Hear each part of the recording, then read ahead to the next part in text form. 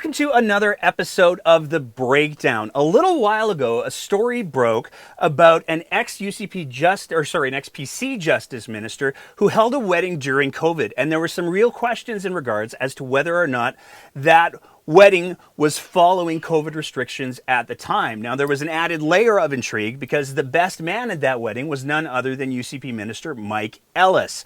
Now, that story in and of itself blew up pretty big, but it just recently blew up again when it came out that apparently the person who had that wedding, the ex-justice minister, Jonathan Dennis, had worked to obtain the phone records of the reporter who covered the story. And this is where things get really complicated and really interesting really quick. So we're very grateful to have one of the key figures in that whole piece joining us today. We're joined by David Wallace. David, thank you so much for joining us today. Thanks for having me. I appreciate it. So before we get too far into things, if we could start with kind of who is David Wallace? Well, most of the time I'm a dad, and the rest of the time I'm an individual who fixes problems for people, like the aforementioned individual, Jonathan Dennis. They call me with a problem or something they feel they need done, and I'm usually the guy they call. Okay. Now, when we're talking about fixing problems, I think it's probably important to sort of set the parameters for what you do. Because I think when some people think of a fixer, they sort of think of Mike from Better Call Saul. Are you driving people out to the desert, or what are sort of your parameters for the work that you do? No, I try to avoid violence at all costs or driving people anywhere. Mostly it's about creating enemies where there aren't any, putting a new spin on things and changing the conversation to my client's benefit. Okay. So it's more of a sort of an issues management kind of approach to things. Is that a fair way to sort of say it? Issues management on steroids with very little regard to common accepted law or practices. Okay. So you're originally from Ontario, is that correct? That is correct, yes. Okay. And yet you're in Alberta. What brought you to Alberta? Well, I got a call from Alan Hallman asking me if I'd like to relocate to Alberta. I said it didn't sound like a bad idea. There was, of course, lots of work on offer. So I came out, and when I got here, Mr. Hallman and Mr. Gerald Chapor from Miller Thompson, dropped the bomb on me that if I didn't turn over a whistleblower named Richard Marsh, who I had been hired to track down by one of Mr. Chapor's clients, the Plymouth Brethren Christian Church, that I would not get my expenses back and there would be no work for me. They basically put me in a box and squeezed me.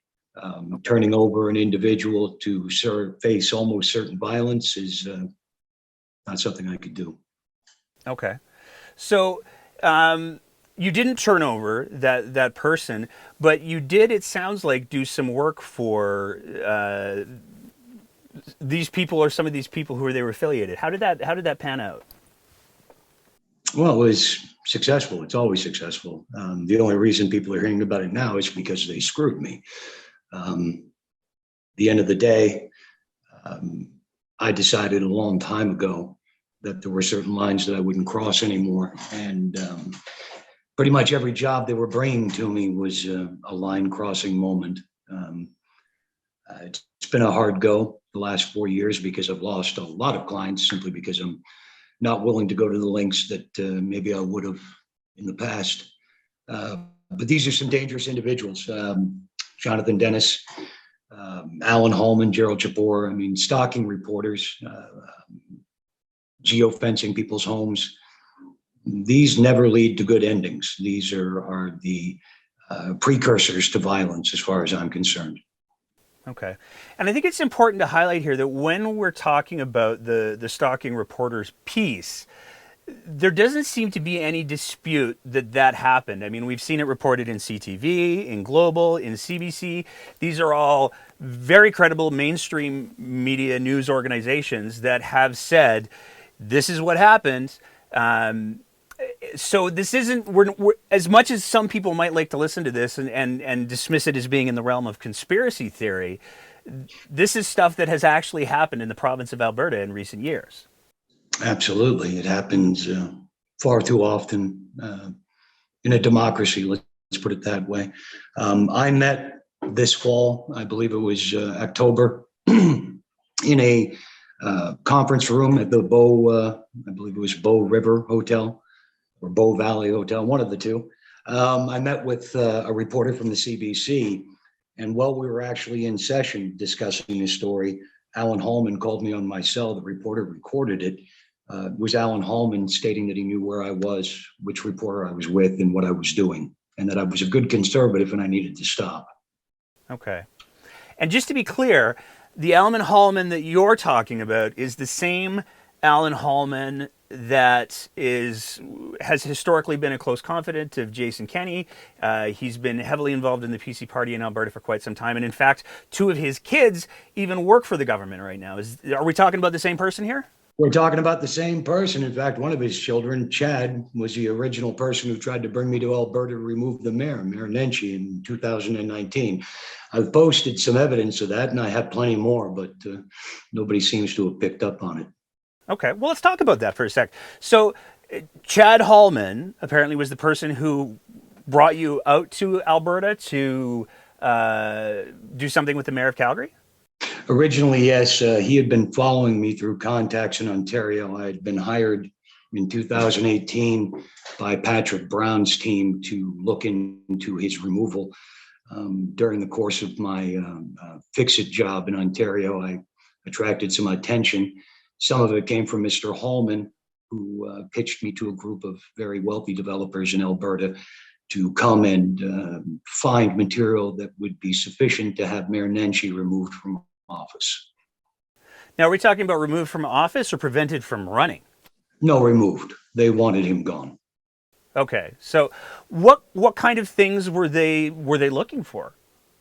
Well, they wanted me to set up a situation where I would bring in individuals who would offer sanctioned money from the Russian Federation, and to see if Mayor Nenshi or any of his associates would bite on bringing in illegal funds to Alberta.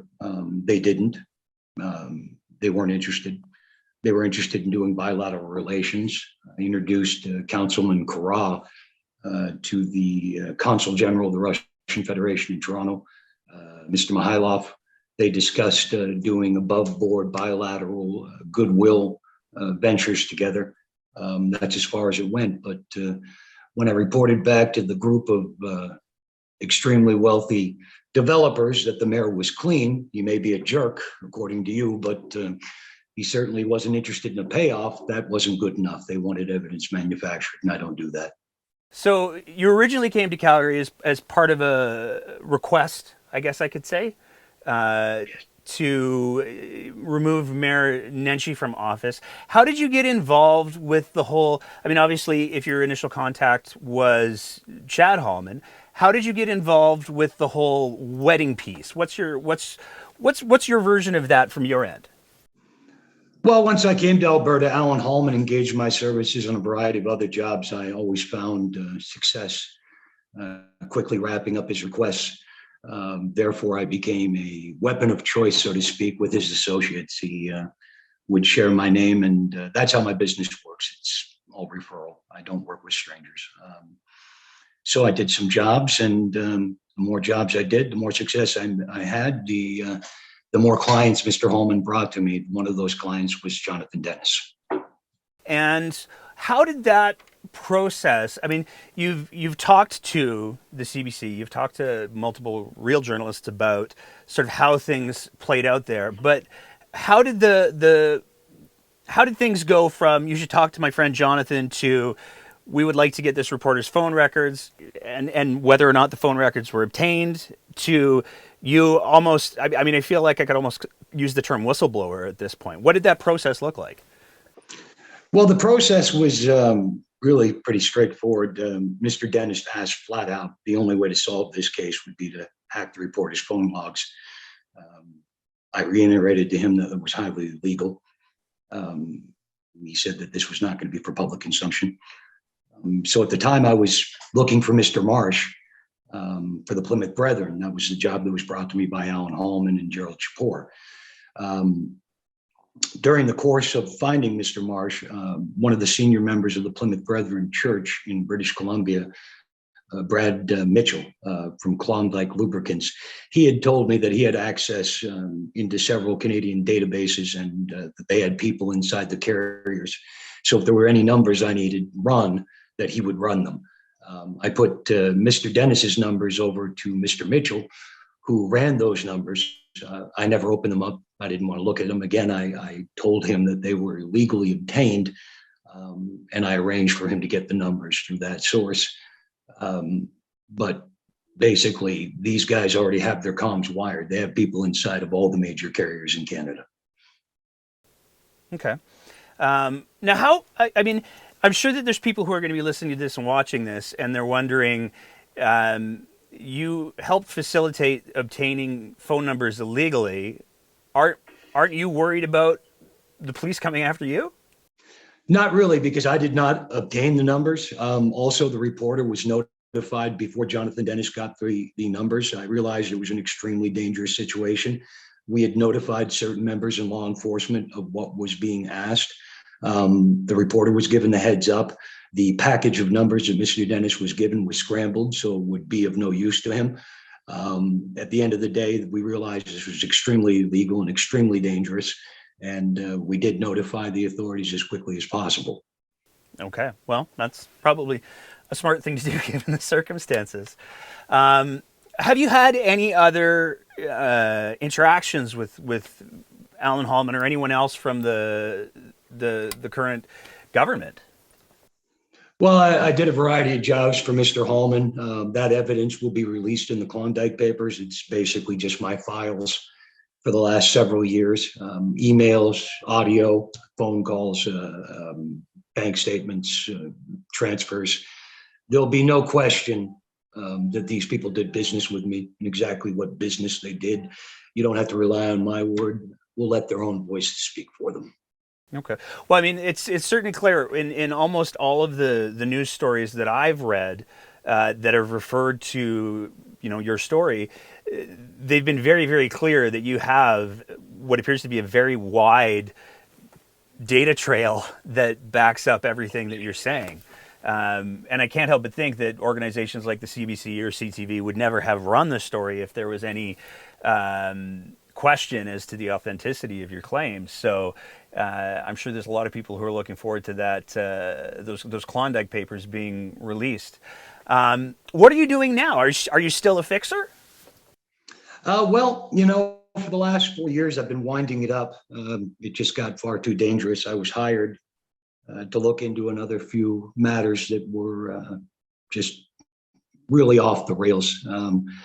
I was looking into the Sherman family matter, helping out Tom Klatt. I traveled to Vienna, and that was pretty much the end of the line, I thought, for me. There are far too many dark and dangerous things going on, and I'm going to be 51 soon, and I think I'm looking for a little bit of a slowdown in my life. I'd much rather do something more out in the open. I'm tired of helping evil people get away with it. Did you have any involvement with any of the UCP leadership race stuff?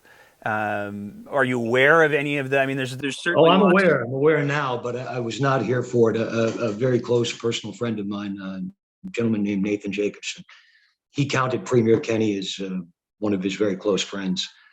When I was out here, Nathan asked me if I could keep an eye out, so I did. When I reported back to Nathan what appeared to be UCP identity theft and fraud, and it was more than just a suspicion that I had. Certain inside information I was given by Mr. Hallman and Mr. Chapor pretty much confirmed what went on during the leadership vote. There were members of the certain vulnerable communities in Alberta that were really victimized.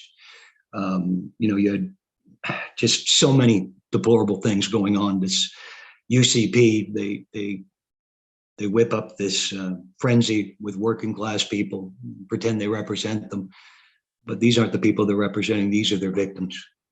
They steal their names, they steal their money, they steal their trust. And when these people stand up to fight back, they get stepped on like bugs. And I'm not okay with that.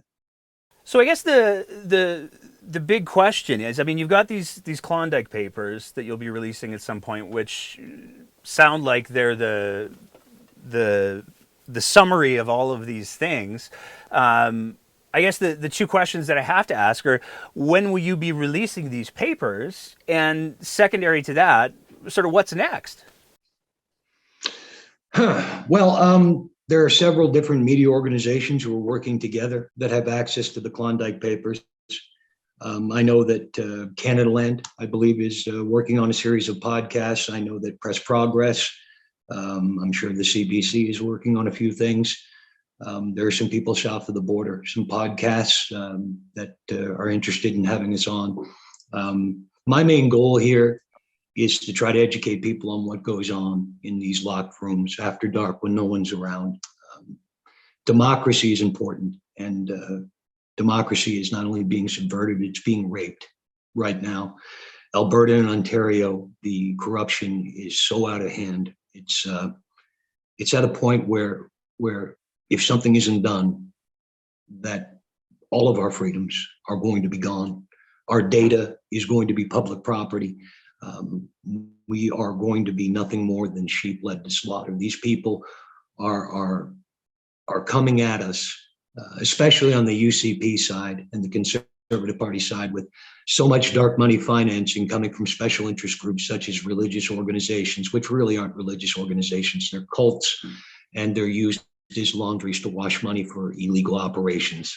I know I've been paid by churches on multiple occasions. They're usually acting as fronts for these sort of activities. I want to change things. I want to help people. I've done enough damage, and for the last several years, I've tried to help out the little guy. Most of the people that I've been hired to go against the last 4 years, I've ended up working for. You lose the stomach for this after a while. It's sometimes you say, well, you play the game, what you get, but no, I mean, you've got honest, decent, hardworking people who put their foot forward, who want to make this world a better place. And I don't think they should be torn down and destroyed for that. I think they need to be protected. And that's something I want to do. Before we get to the what's next part, it occurs to me that I should have asked, how did you get into this line of work? Like, this doesn't sound like a community college degree. I could be wrong, but... No. I've tried to do normal work before. I used to work for a large automotive manufacturer called Thresha. I was a VP of customer liaisons, and I guess I couldn't help myself. There were too many opportunities, so I got right back into this. I got into this when I got out of school. I met some individuals, and it's like anything. It's insidious. It starts out small, and before you know it, you've learned how to do all kinds of fun and interesting things, and you're off to the races all over the world. And when you're young, there are heady times, and you don't stop and think about what you're doing. But I definitely don't think there's a handbook for this. Okay. One of the things that makes me curious about is you've talked about the fact that Alan Hallman's son, Chad, is the one who contacted you. And we've certainly seen a lot in this particular government. They have a lot of younger people that they've kind of brought into the fold. Are you at all concerned that there's like another generation of David Wallace's being raised up in the background? Oh, well, I think the only thing they're missing is some sort of sense of honor. I mean, I may be a little shady, but at the end of the day, these guys are so shady. When I shake their hand, I'm an albino. They've got no code. All's fair in love and war to a point. To a point. These guys are destroying lives, and that's not part of the game. So what's next for you then? You're still in Alberta, correct?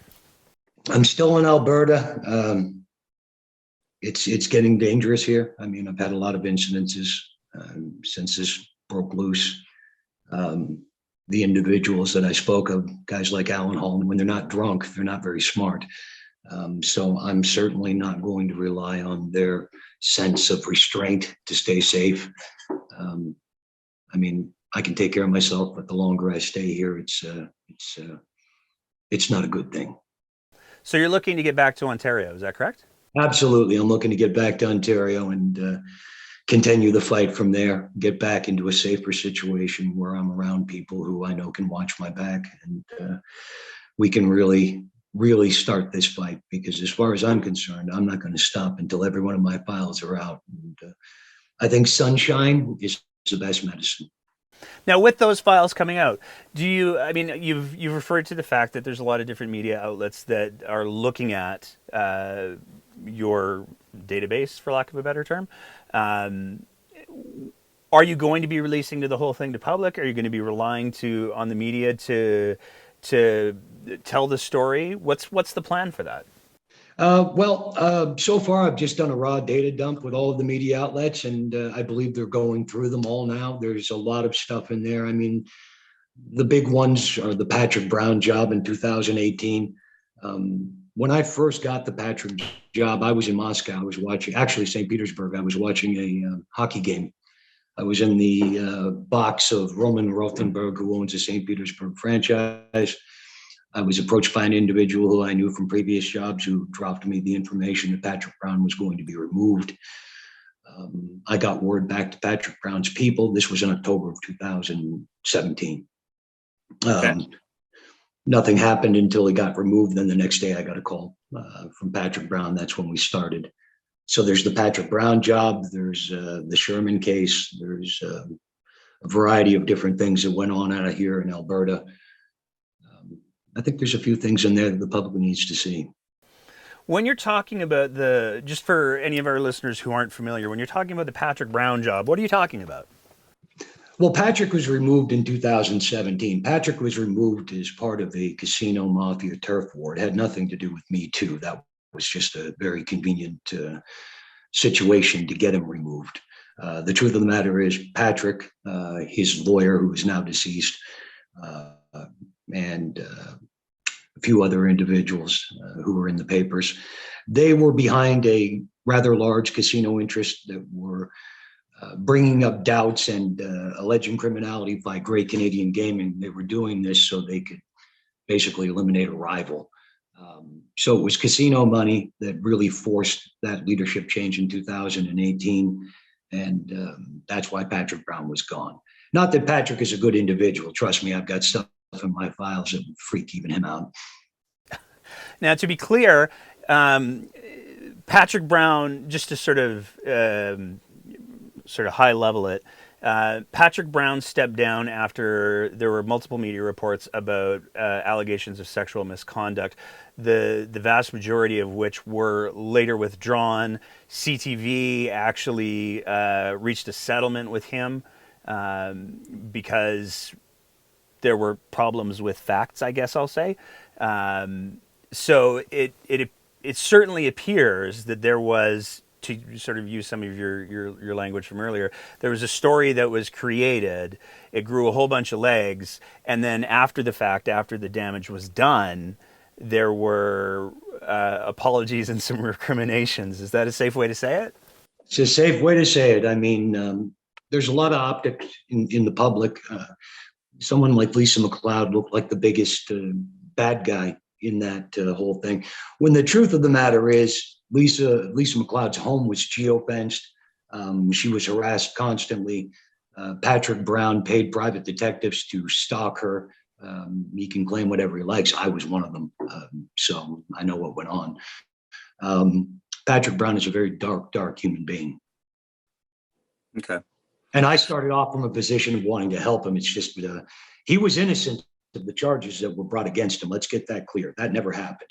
However, what he really did was far worse than any of the allegations that were made against him. Okay. That's the problem once you start working for these people. Sometimes you find worse than what they're being accused of. Okay. So what's next for David Wallace? Well, once these papers come out, what's next is hopefully we can stamp out this rat's nest and we can show the public exactly what these public figures are. They're not here to serve the public interest. They call themselves public servants. I've never seen them serve nobody but themselves, that is. And are you going to stay in Alberta, or? No, no, sir, I am not. I'm not going to stay in Alberta. I'm going to leave as fast as possible. It's just not safe here anymore for us. Um, it's coming to a situation now where violence is inevitable unless I get out of here because they're not going to stop coming. Okay. Um, is there anything else that you'd like?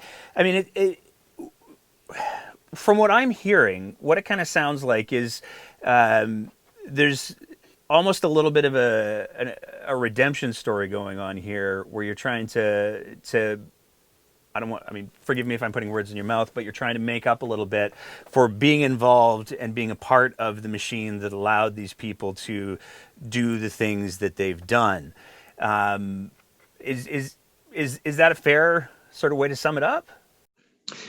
I'm trying to make up for the follies of youth. I mean, once you get a little bit older, you become a father, or you you've been around a bit.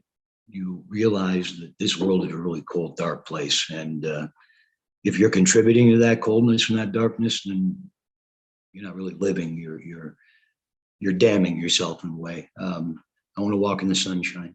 I I don't want to be ashamed of what I do, and if any good can come of the skills that I've picked up over the decades, if I could use those to help people, it's what I want to do. I mean, this is it's a deep sewer, and I've swum in it for a long time. And before one of these guys pulls another innocent person under, I want to be there, and I want to make sure they get out of that sewer. Okay. Is there anything else that you'd like people to know? Is there anything else that you'd like people to hear? I mean, I imagine it's got to be very challenging to bring some of these stories to light, because they're so far removed from how a lot of people picture the way that political parties and governments and democracies work, that when you bring forward stories like this, despite the fact that, like I said, all of the major media outlets verified everything that you've said about the wedding and the phone numbers and all of that, um, it's got to be very difficult to get people to go, oh wow, it really is that bad.